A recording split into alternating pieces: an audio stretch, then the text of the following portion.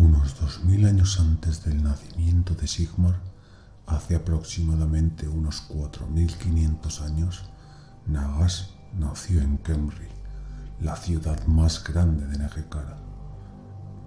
Era el primogénito del rey Ketep y, obedeciendo una antigua tradición de entregar al primer hijo a los dioses, fue entregado al culto mortuorio y se convirtió en su sumo sacerdote. Como todos los sacerdotes funerarios, buscó un modo de alcanzar la inmortalidad y, a pesar de ocupar un puesto tan influyente, ansiaba aún más poder. Aunque Nagash ya estaba entrenado en las artes mágicas de Nehekhara, se dice que un grupo de cautivos elfos oscuros fueron esenciales en su búsqueda de la inmortalidad, pues uno de ellos era una hechicera y le reveló todo lo que sabía sobre la magia al sumo sacerdote de Khemri. Nagash se enteró así de la existencia del portal del caos en el norte y de los vientos de la magia que soplaban desde él, y de cómo se podían someter a la voluntad de un mago cuidadoso. A diferencia de los encantamientos de Khemri, que requerían de la intervención de los dioses, Nagash descubrió que los mortales podían manipular la magia por sí mismos y empezó a utilizar la magia oscura. Cuando la hechicera Druchii dejó de ser útil, Nagash ejecutó a sus compañeros, cegó a la elfa, le arrancó la lengua y las manos y la enterró viva en la pirámide de su padre. Con los conocimientos adquiridos, Nagash se había convertido en uno de los pocos humanos que dominaban realmente la magia oscura. Vagó por la necrópolis de Khemri, invocando a los espíritus de los muertos y demonios, y aprendió grandes secretos. Tras la muerte de su padre Ketep, el hermano menor de Nagash, Tutep, subió al trono de Khemri, pero Nagash estaba ahora decidido a intentar hacerse con el poder absoluto. Una noche, mientras las nubes cubrían el cielo, Nagash mató a su propio hermano, enterrándole con su padre. A la mañana siguiente, Nagash reclamó para sí el trono de Khemri, y como no había más aspirantes que se le opusieran, nadie se lo impidió. Nagash usó su nuevo conocimiento como la base de una nueva rama de magia a la que llamó nigromancia. Esta magia extendió enormemente su esperanza de vida y le permitió reanimar los cuerpos de los muertos. Nagash gobernó Khemri por medio del miedo y obligó a incontables esclavos a trabajar durante 50 años en la construcción de la mayor pirámide de Nehekhara, empleando solo piedra negra. Nagash puso por escrito todos sus saberes y hallazgos en varios tomos hechos de piel humana y redactados con sangre, que se conocerían como los 9 libros de Nagash. Muchos otros hombres de Khemri acudieron en pos de su promesa de inmortalidad y poder, entre ellos Arkan, principal lugarteniente de Nagash, y un tercio de los sacerdotes. Sin embargo, los otros reyes sacerdotes de Nehekhara estaban horrorizados por el reinado del terror insaturado por Nagash. Enfurecidos por la corrupción que le rodeaba y temiendo la ira de los dioses, los reyes de otras 7 ciudades se aliaron para derrocar a Nagash y reunieron un gran ejército. En respuesta, Nagash usó su nigromancia para alzar un ejército de no muertos para destrozar a sus enemigos. Algo así no se había visto jamás, y para la cultura obsesionada con la muerte de Nehekhara era la mayor de las obscenidades. Centenares huyeron, aterrorizados por la idea de luchar contra los difuntos, pero no todo estaba perdido. Los reyes consiguieron reagruparse y Nagash fue finalmente derrotado, aunque no murió. Mientras Arkan, el mayor espadachín de su tiempo, daba su vida para proteger a su amo, Nagash huyó al noreste para planear su venganza contra su tierra natal en el pozo maldito de Nagashizar. Los reyes de Nehekhara decidieron destruir todas las obras del condenado reinado de Nagas. La cábala de retorcidos seguidores que había traído a sus desagradables prácticas fue pasada a cuchillo, y grandes hogueras consumieron buena parte de lo que Nagas había hecho y escrito. Se creyó que sus preciados 9 libros estaban entre las cenizas, pero unas poquísimas copias se salvaron de la quema. Esto acabaría por acosar a Kenri y Nehekhara en el futuro, del mismo modo que la sombra de la pirámide negra siguió cerniéndose sobre la tierra. Nagas vagó por el desierto. La sed quemaba su garganta. El hambre roía sus entrañas. Terribles visiones bailaban ante sus ojos. Debería haber muerto entre las ardientes arenas, pero su formidable fuerza de voluntad y su vitalidad antinatural le permitieron seguir adelante. Según la traducción que Kadon hizo de su obra, Nagas aseguraba que había muerto y vagado sin rumbo durante cierto tiempo después de morir, hasta que encontró una forma de volver al mundo de los vivos. Muchos eruditos afirman que esto no fue más que una alucinación irreal causada por las privaciones y la sed, pero otros no están tan seguros. Finalmente, el gran nigromante dejó el desierto y llegó a las colinas de las montañas del fin del mundo. Alguna oscura fuerza le había empujado hacia el pico tullido y daba un nuevo paso en su carrera a la insaciable maldad. El territorio en el que se encuentra el pico tullido es una tierra de la que nadie ha regresado sin contar historias de gran horror. Es una montaña gigantesca y partida en las costas del mar Sulfuro. Antiguamente, un gran trozo de piedra bruja cayó del cielo y golpeó al pico, partiéndolo y haciéndolo hundirse en el corazón de la montaña. Con el paso del tiempo, el viento, la lluvia y la erosión llevaron el polvo de piedra bruja hasta el mar Sulfuro, envenenando el agua y causando horrendas mutaciones a peces y serpientes que no murieron. El mar estaba rodeado de vegetación retorcida y atrofiada. Árboles enfermos y zarzas venenosas competían por los escasos nutrientes del suelo. De noche, las aguas brillaban con un extraño color verde y una espuma viscosa y tóxica cubría su superficie. Las tribus que habitaban en sus costas y bebían de aquella agua enferma mostraban los horribles signos de la degeneración y las mutaciones consecuentes de la exposición de muchas generaciones a la podredumbre del caos.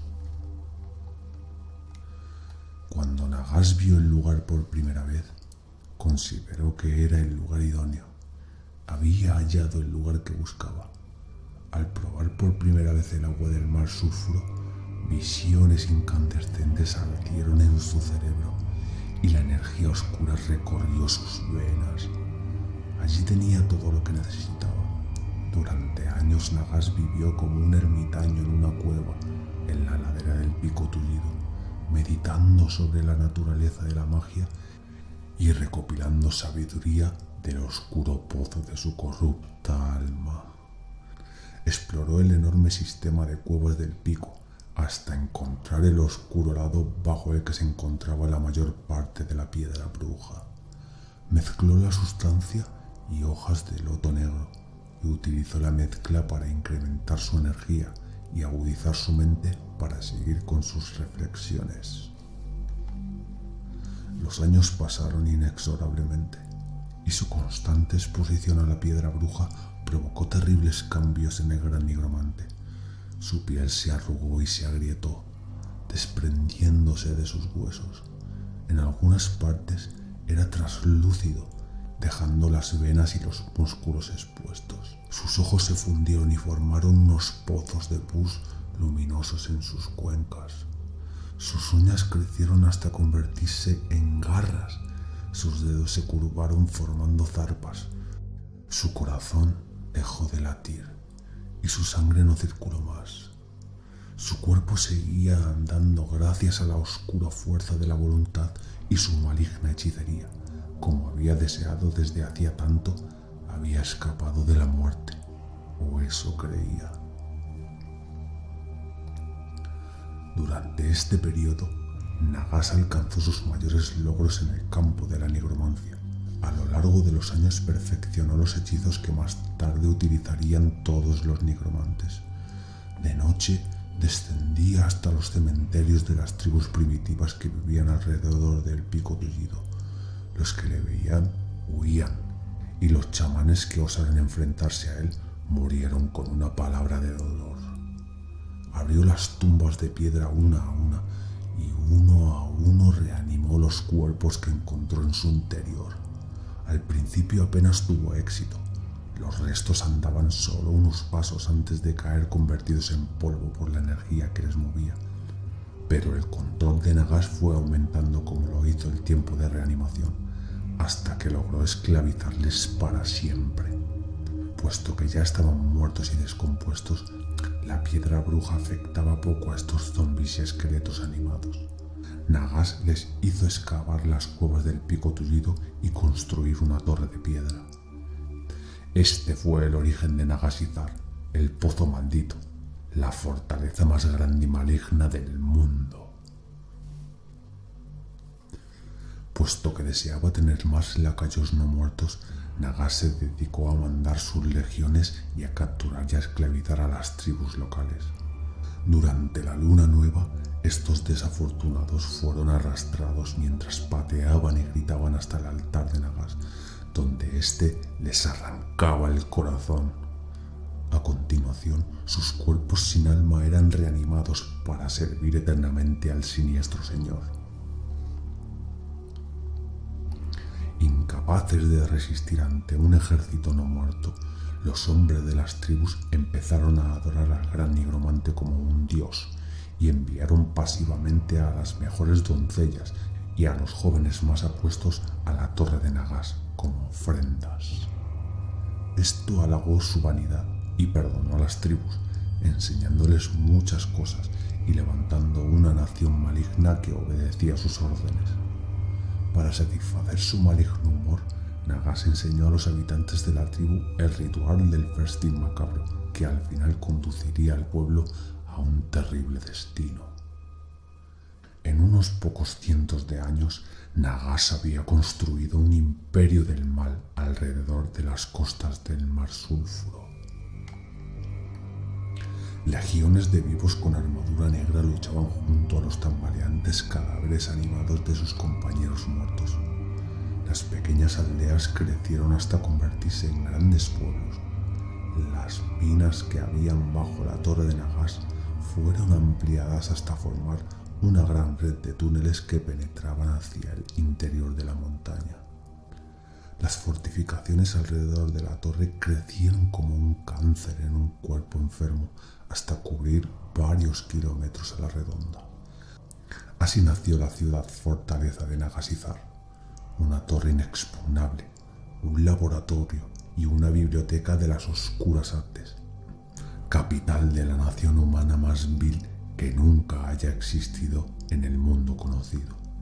En el centro, como una araña en medio de una telaraña, Nagase situó su trono levantado con calaveras humanas. Desde él proclamaba edictos que podían destruir reinos y causar la muerte de naciones enteras. Avanzó hasta las llanuras de los huesos y controló a un poderoso dragón no muerto con su voluntad. A partir de entonces, este monstruo sería su montura. Además, forjó muchos de sus infames artefactos de poder en esta época: su odiosa espada mortis, su corona de la hechicería y su báculo Alakanas. Pero incluso recluido en su inexpugnable fortaleza e ignorado por la mayor parte del mundo, Nagase seguía hallando enemigos. Atraídos por la piedra bruja del Pico Tullido, como polillas a una llama, los Skavens empezaron a infiltrarse sutilmente en la montaña. Los líderes de los hombres rata, los misteriosos videntes grises, la utilizaban en sus siniestros rituales y ahora intentaban conseguir la piedra bruja que allí se encontraba. Invadieron los niveles inferiores de las minas del Pico Tullido e intentaron tomar la fortaleza como lo habían hecho recientemente con las ciudades de los enanos en el norte, pero Nagasitar era mucho más difícil de conquistar. Aquí tenían que enfrentarse con incontables legiones de cadáveres animados y humanos fanáticos que temían más a su oscuro dios que a la misma muerte, ya que sabían que en cualquier caso su amo les volvería a llamar de la muerte para recompensarles o castigarles. Durante décadas se sucedieron las violentas escaramuzas en las profundidades de la fortaleza. Los ejércitos Skaven avanzaron por el reino de Nagash y asediaron Nagasitar con sus terribles armas. Los ejércitos del Gran Nigromante y su maligna magia les estaban esperando. Al final, la batalla resultó una sangrienta guerra de desgaste, sin vencedor a la vista. Nagash tenía otros planes y los Skaven lo distraían, así que cerró un firme pacto con los soberanos Skavens, el Consejo de los 13. A cambio de su ayuda, él les proporcionaría piedra bruja extraída del Pico Tullido. No era lo que el Consejo deseaba, pero era preferible antes de continuar con una guerra incierta, donde era posible no conseguir nada. Los Skavens aceptaron el trato. Pero la constante exposición de la piedra bruja afectaba a Nagash. Construyó una gran armadura con una aleación de plomo y hierro procedente de un meteorito para protegerse de sus nocivos efectos, conocida como la armadura negra de Nagash. Sus seguidores no eran tan afortunados. El polvo de piedra bruja liberado por una explosión minera lo cubría todo. Penetró en el suelo y por las raíces pasó a las plantas enfermas, pasando así al cuerpo de los animales enfermos que las comían. Este polvo fue acumulándose en el cuerpo de los humanos que comían estas plantas o a los animales que previamente las habían ingerido, mutando lentamente. Perdieron el pelo y los dientes, adelgazaron y acabaron enfermos y murieron. Los más afectados de todos fueron los que celebraron el festín macabro y se alimentaron de la carne de los suyos. Estos absorbieron la mayor parte de las sustancias del caos y degeneraron lentamente hasta convertirse en perversiones nocturnas, en necrófagos, los elegidos de Nagash, adorados y temidos a la vez por sus semejantes. El aire y la tierra estaban saturados con polvo de piedra bruja. Todo el mundo empezó a enfermar y a morir, dejando solo un desierto recorrido por necrófagos que las generaciones futuras denominaron la desolación de Nagash. Al gran nigromante no le importaba. Vivos o muertos, los habitantes de esa tierra le servirían a él, de una forma u otra. La propagación del polvo y la llegada de los no muertos precipitaron una migración de orcos y goblins que se alejaron de ese territorio. Durante los cientos de años que pasaron entre tanto, los reyes siguieron gobernando Nejecara como habían hecho hasta entonces, pero en la ciudad de Lamia, la reina Neferata se encontró con una copia de los 9 libros de Nagash y quedó cautivada por el oscuro saber contenido en él. Comenzó a estudiar la nigromancia. Empujada por su búsqueda de la inmortalidad, selló un oscuro pacto y creó el elixir de la vida. Desde el momento en el que el brebaje alcanzó sus labios, su destino quedó sellado. Su corazón dejó de latir y se convirtió en algo a la vez mayor y menor que un ser humano. Se transformó en la primera vampiresa. Entonces reunió a las 11 mayores mentes y campeones de Lamia y compartió con ellos su elixir. Ellos serían los vampiros maestros, de los que descienden todos los demás vampiros del mundo. Temeroso de la ira de los dioses, el afamado rey Alcaizar de la 6ª dinastía de Kenri reunió a todos los ejércitos de Nejecara y emprendió la guerra contra la retorcida reina. A pesar de los poderosos hechizos y de los ejércitos de no muertos lanzados sobre los vampiros, la amenaza de Lamia fue aplastada por Alcalizar, y Neferata huyó de la ciudad con 6 de los vampiros maestros. Los fugitivos se encontraron con Nagas en las montañas del norte, y él los acogió como hijos de su propia magia corrupta, convirtiéndolos en sus capitanes. Nagas ya había concebido su plan de ataque. Era un plan enloquecido y mortífero.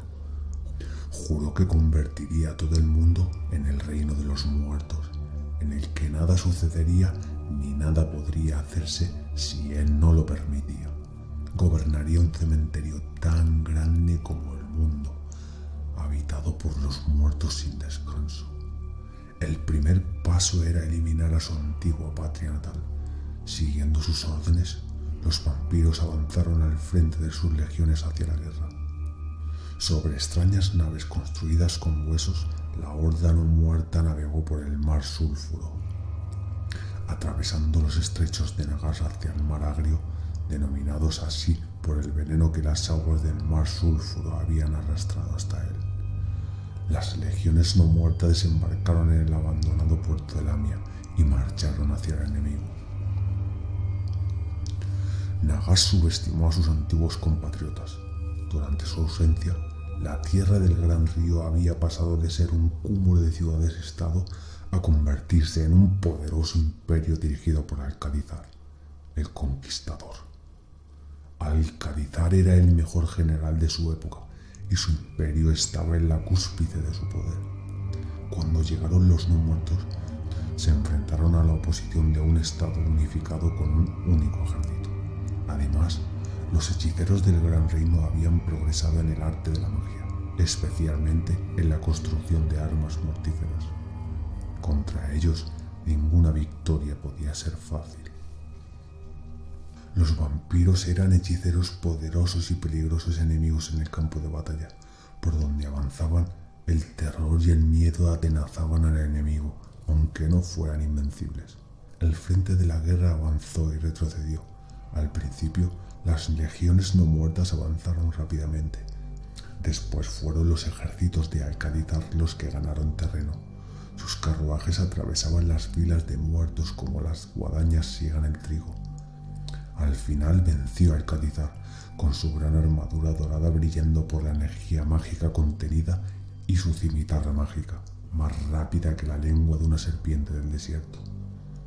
Libró batalla tras batalla hasta destruir la última de las legiones de Nagas, momento en el que los vampiros maestros decidieron huir, a excepción de Zoran, que permaneció junto a Nagas ansioso por aprender más sobre la nigromancia. En su furia, Nagas maldijo a los vampiros para que el ardiente sol les quemara la piel. La furia de Nagas se prolongó durante toda una década, en la que siguió maquinando nuevos planes. Odió con fuerza al hombre que le había desbaratado sus planes e ideó un plan de venganza tan cruel que los propios dioses temblaron y dejaron de observar el mundo. Actuó con cautela.